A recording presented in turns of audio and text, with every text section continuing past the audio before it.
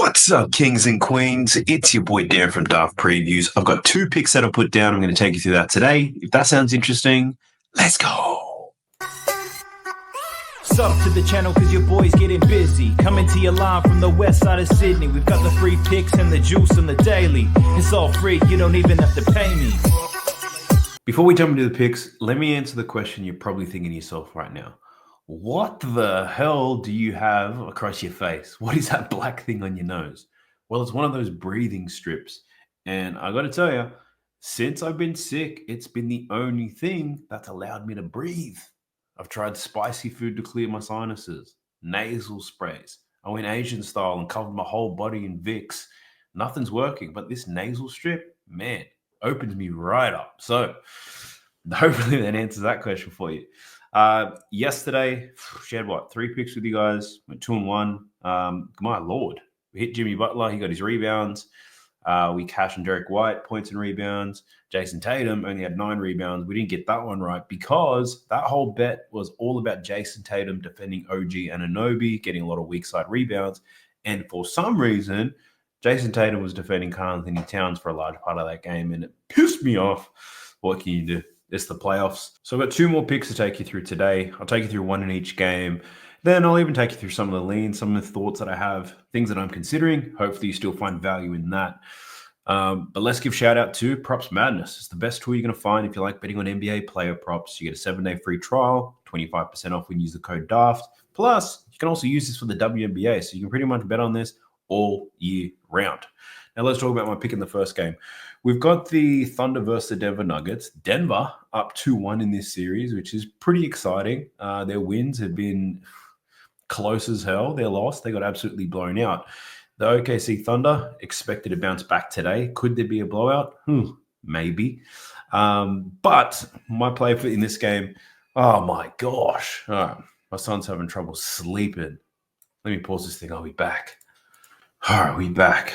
That guy's really going to wake up in another 23 minutes, screaming his head off, and I'll have to do that again. But where was I? Yeah, there might be a blowout in this game. The Thunder came into this series as heavy favorites. They're down 2-1, lost home court advantage.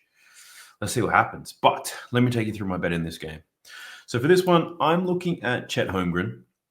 And I'm taking Chet over his rebound prop, over 9.5 boards. I got this for plus money, plus 105. So make sure you do some hunting to get the best lines possible. If you're using Props Madness, it'll tell you the odds for your favorite book anyway. It updates every couple of minutes, so it's pretty awesome. Chet Holmgren, why do I like his over in rebounds? Well, just looking at this series, he's had 6, 11, and 16 rebounds. Things are going up. So me being me, I was like, why the hell is this happening? Obviously, big difference in a lot of these games. Minutes played 26, 28, and 40 minutes in OT in that most recent game. The biggest call out there in that most recent game, we got 40 minutes. There was overtime, so that's an extra 5 minutes for Chet Holmgren. But he also didn't find foul trouble. I think if he doesn't find foul trouble, 33 to 35 minutes you should expect for Chet Holmgren. And I don't think he finds foul trouble today. Let me break it down for you. So in game 1, where Chet Holmgren had only 6 rebounds and 12 rebound chances, in that game, he was defending Nikola Jokic a lot. And all that did was encourage Nikola Jokic to try to score the ball. That was that big game 1 where Nikola Jokic scored 42 points. He was just attacking Chet Holmgren at every single opportunity. Now in game 2, where Chet Holmgren had 11 rebounds, 21 rebound chances, the Thunder made a change. They said, look, let's not have you on Jokic the whole time. That's not working. They started to get him to defend Aaron Gordon.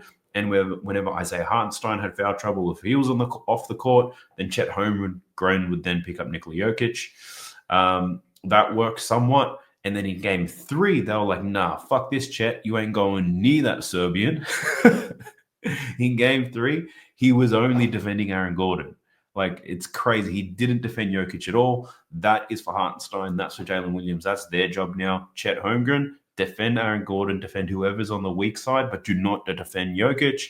And at least that way, he's a great weak side defender. He can get a lot of weak side blocks, but he gets a whole lot of weak side rebounds as well. So in that third game, 24 rebound chances, finished with 16 rebounds as well. So having to defend Gordon a lot of the time, it really does leave Chet open to get a lot of these boards. And at 9.5 boards, I'm willing to take it. So 20 plus rebound chances in both games since they made that change. I looked at his seat at the season starter, and when Chet gets more than 20 rebound chances, check this out. Over this line in every single game, 10 out of 10 games, averaging 13.3 rebounds. Now, I think he only plays about 33 to 35 minutes. So if we change the minutes to get rid of some outliers, suddenly it's 8 out of 8 games, 13.4 rebounds. Doesn't change things too much. I think the 9.5 rebound line is a fantastic one. And to get this at plus money, you know how I feel about plus money. That excites me even more. So provided the Thunder maintain the same matchups, then Chet should have a monster night on the boards. But that's the biggest risk here, right? I bet Jason Tatum for the same reason. OG Anunoby, weak side rebounds, yada, yada, yada. And for some reason, Jason Tatum defending Karl Anthony Towns. But I don't think they put Chet Holmgren on Nikola Jokic. It makes no sense. There's actually no one else that makes sense to put him on. So I think the matchup they have right now is the best matchup for OKC. So that's what I'm rolling with. So Chet Holmgren over 9.5 boards. If you're watching the game live and he's not defending Aaron Gordon, then my angle's completely stuffed. You can put it that way. But hopefully he does. And OKC play better defense. And Chet Holmgren gets a ton of rebounds, stays out of foul trouble. That's what I'm hoping for anyway. Rolling into the next game, it's the Cleveland Cavaliers versus the Indiana Pacers. Pacers are up 2-1, but Cleveland bounced back strong in game 3. Absolutely dominant. Garland came back, Mobley came back, and they got cooking. I think the biggest thing to call out, if you did not know, what Cleveland did extremely well in game 3, which kind of disrupted the whole Indiana offense, they started to play a lot more 3-2 zone. And in that 3-2 zone, they had Evan Mobley playing a lot higher, kind of playing at the top of the key in that 3-2 zone. What that 3-2 zone does, it really limits outside shooting. It still allows them to pack the paint to defend the rim. The weak point for a 3-2 zone, it's a lot of mid-range jumpers, usually around the elbows or in the dunker spot. They're the spots that you can be a little bit vulnerable. The Pacers, I'm assuming, are going to have a better game plan for this. They clearly had no idea what to do about it. In the second half, they started to improve a little bit, which kind of leads into some of my thoughts around this. But my bet in this game, it's a pretty square bet. It's a little bit safe, but I do have some thoughts around some riskier plays, and I'll talk you through that in a second. But I'm rolling with Evan Mobley in this one. He just came back from his injury, missed game 2. He came back and he scored 18 points, took only 13 shots, 46% from the field there for Evan Mobley, and he's usually a lot better than that too. So for Evan Mobley, I'm expecting things to be a lot better. So 16.5, first and foremost, is quite low. He's over this in 5 straight games in the playoffs. I don't think we see a blowout here. I think with this 5-point spread, the Pacers can keep this competitive, so you should see a lot of minutes. He scored 20 points in game 1, and that was a game where the Cavs lost. My whole angle here for Evan Mobley is purely around positive regression. So he shot 46% from the field in game 2, still managed to finish with 18 points because he made 5 free throws. But the one thing about Evan Mobley is he averages 55% from the field on the regular season, and that's because he's a smart player. He takes good shots, and a lot of it's around the basket. In that last game, he missed quite a few easy shots, and a lot of the shots outside of the paint as well. That wasn't rolling for him either. So I'm expecting some positive regression here for Evan Mobley. Obviously, Donovan Mitchell still going to get all the attention in the world from the Pacers. I don't think the Pacers are going to do anything different to make life difficult for Mobley. So I think the opportunity is going to be here. Over in both games in this series, over this line in 62% of the games this season, and he's over this line in 5 out of 6 playoff games. The matchup is a great one. Let's not forget that this Indiana Pacers team does struggle against bigs. They allow the 5th most rim-assisted field goals, and that's Mobley's specialty. 13 field goals per game in this series, so he took 13 shots in both games. In the first game, he scored 20 points. He was 9 from 13. Didn't get to the free throw line at all. And in the second game, 6 for 13. Didn't shoot very well, but he did get to the free throw line. If we can get a bit of both, get to the free throw line and shoot a little bit better, I'm loving the potential here for Evan Mobley to score 20 points, if I'm being honest with you. Should play at least 30 minutes, played 35 and 36 minutes in both of the games. If you just look at his numbers on the season, when Evan Mobley plays over 30 minutes, he's over this line in 20 out of his last 27 games. He averages 20 in a game where the total's at 230. This isn't one of those grinding out series. There's going to be some points, and I think Evan Mobley I would take this at 17.5, 18.5. I think he's good to score 20 points here. It all makes a whole lot of sense here. So it's a pretty square bet, but I do have some riskier ones, and I'll take you through that in a second. I guess screw it. That's the two bets that I have for you. I'll take you through my other thoughts around this game while we're here. Then we'll go back to the OKC game, and I'll share my thoughts on some others that I am considering.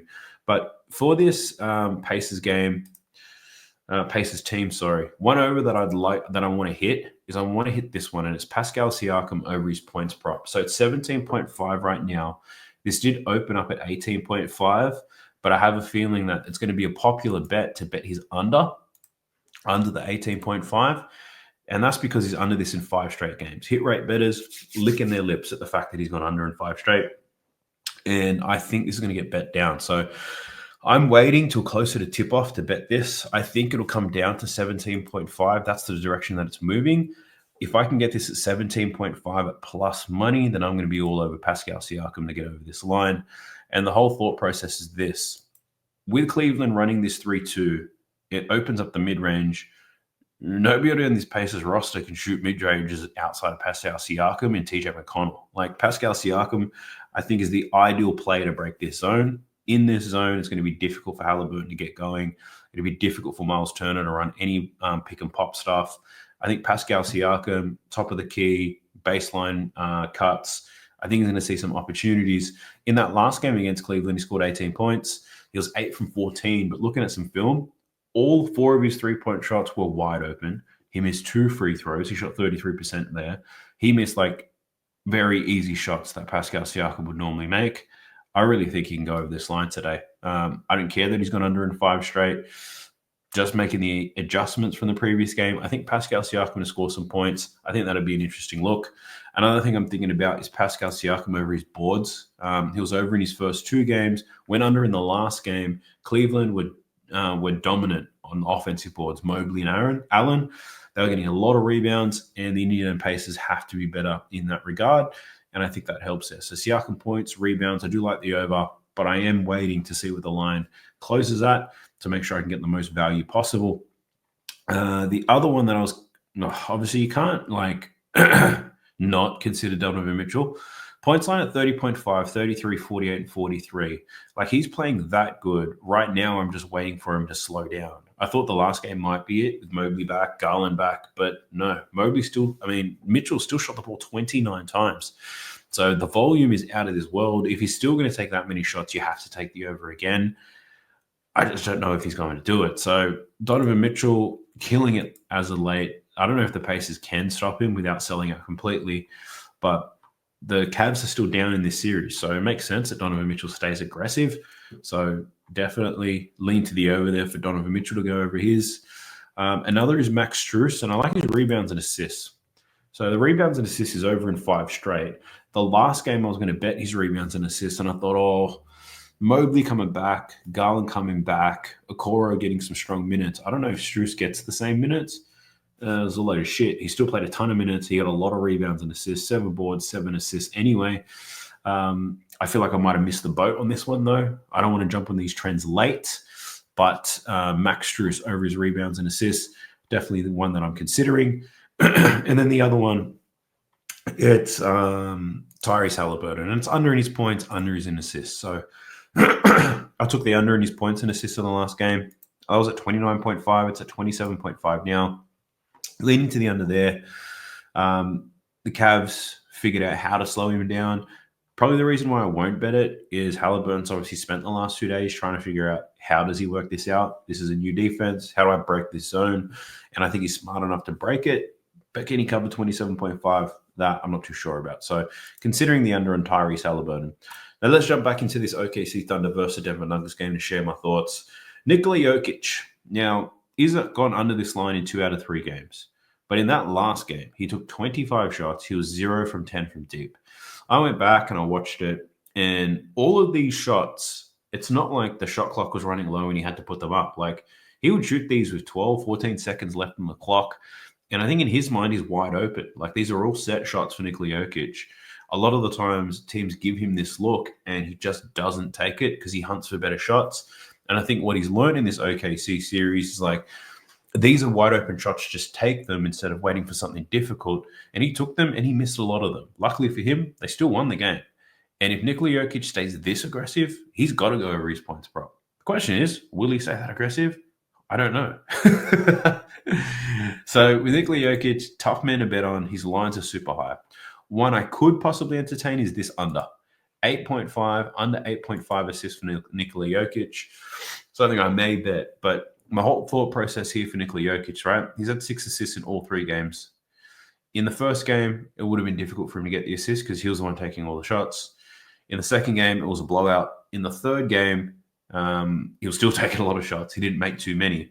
But in that third game, it was also the best 3-point shooting performance that OKC Thunder have put on. Like Gordon, he made like 4 3-pointers. MPJ made 5 3-pointers. And despite the hot shooting of those guys, Nikola Jokic still only finished with 6 assists. So it looks like it's going to be very difficult for him to break this number to get past 8.5. So really leaning towards the under there for Nikola Jokic with his assists. I just couldn't tell you what he's going to do when it comes to points and rebounds. If this game stays close, he goes over his rebound line. If there's a blowout, he obviously doesn't get close. But looking at the assists, if the Denver Nuggets win, he probably goes under. If the Denver Nuggets lose, he probably goes under. And if they get blown out, he's definitely going under his assist prop. So the 8.5 under that for Nikola Jokic, definitely one that I'm considering. Jamal Murray, I considered an under in his points and assists. And it pretty much goes like this. Game 1, he had 27 points and assists, just covered. Game 2, OKC makes some adjustments. They blow them out. He goes well under. Game 3, first game back at Denver. Jamal Murray goes crazy, has 35 points and assists. OKC are going to make some sort of adjustment to slow them down. I was thinking, does he just go under? Is it that simple? Is that the pattern that we're following here? But that's one that I considered. Aaron Gordon, although he's been playing great, a little bit unpredictable. Points-wise, it looks okay, but the blowout does worry me a little bit. So I was thinking about his threes, because you can get Aaron Gordon for 2 threes at plus money. He's hit this in all 3 games in this series. In the last 2 games with Chet as the main defender, he's getting some good looks, getting some volume. So Aaron Gordon to make 2 3-pointers is a plus money play. That's one that I considered as well. And obviously, Michael Porter Jr., I was looking at his under. Just looking at his under in his PRA, 19.5 PRA. Yes, he played really well in that last game, 42 minutes, 30 PRA. But he only took 10 shots. He just shot 70% from the field, had 8 rebounds, had extra run. He's not going to play 40 minutes tonight in this game. And if he's not playing well, not shooting well, there's no point having him out there. And then suddenly Russell Westbrook gets more time. So I'm thinking about Michael Porter Jr. unders. I'm thinking about taking the over on Russell Westbrook points, 10.5. It's a big drop. His line was at 13.5 in the last game. He didn't see the minutes because Michael Porter Jr. was playing out of his mind. It's as simple as that. I think this is somewhat correlated. It might be one that you parlay together. Westbrook overs, MPJ unders. I think it's very reasonable to expect that to occur. And then looking at OKC, SGA rebounds and assists. I think this is going to be a popular play, and it should be popular because his rebound chances and his potential assist numbers super high in the last game. 16 rebound chances, 24 potential assists. That's 40 chances really to get 14.5. Yeah, he definitely should be going over if he can maintain that. In game 2, he only plays 30 minutes because of the blowout. In game 1, it was closer, and he crushed this line. So if you think this game is going to be close, then SGA should therefore cover his rebounds and assists because he's going to be out there long enough to do it. The Denver Nuggets are going to apply that much pressure on him. They're going to force him to pass the ball. If the Denver Nuggets are shooting a lot of 3-pointers, SGA has been the beneficiary of a lot of these long rebounds. So the rebounds and assists make sense if you think the Denver Nuggets keep this game close. But if you think this game's going to be a blowout, you probably want to stay away from Shai Gilgeous-Alexander props altogether. If you bet the under, you'll be sweating the whole time. And if you bet the over, you're going to be pissed off if there is a blowout. So I'm just going to be avoiding him, but that's what my thought process is on him. Isaiah Hartenstein, points and rebounds, always a good look for him in this particular matchup. Points and rebounds, he's hit this 19.5 in all 3 games in this series. Chances are he does it again. Should see an improvement in his shot percentage. He shot 36% in the last game. On the season, I think he shoots 58% from the field. So some positive regression expected there for Isaiah Hartenstein. And then these guys on the bench, Aaron Wiggins, Alex Caruso, probably more Aaron Wiggins is who I'm thinking about right now. And the thought process there is if there is a blowout or if OKC are dominant, Aaron Wiggins likely sees a bit of extra time and 5.5 points, you really just need 2 threes or 3 buckets altogether. But yeah, I feel it's a little bit risky because now you're looking for an outcome on the game and you're looking for a blowout early, and then you need Aaron Wiggins to get the game time, and then you need him to play well. So yeah, these are just my thoughts. I'm not saying to bet all of these, but if any of this is making sense and you're finding value and you're like, oh, I haven't thought about that, or that's a really interesting look, let me investigate that a little bit further, then I've done my job. So ultimately trying to provide you with as much value as possible. There's a lot of people who've just given up on betting on the NBA altogether in the playoffs, and I get it. It's fucking awful, but it's so good to watch, and nothing improves the experience like having a bet down. So then I go and do hours and hours of research to try to get the best bets possible to make my experience a little bit better, and hopefully yours too. But I do appreciate it if you made it this far into the video. Smash the like button, subscribe to the channel if you haven't already, and drop me a comment down below for the algorithm. We need to grow this channel back up. We're on the OG Duff Previews channel, but I'll catch you on the next one. I hope your slip's green out. Let's go. Sub to the channel cause your boy's getting busy. Coming to your line from the west side of Sydney. We've got the free picks and the juice on the daily. It's all free, you don't even have to pay me.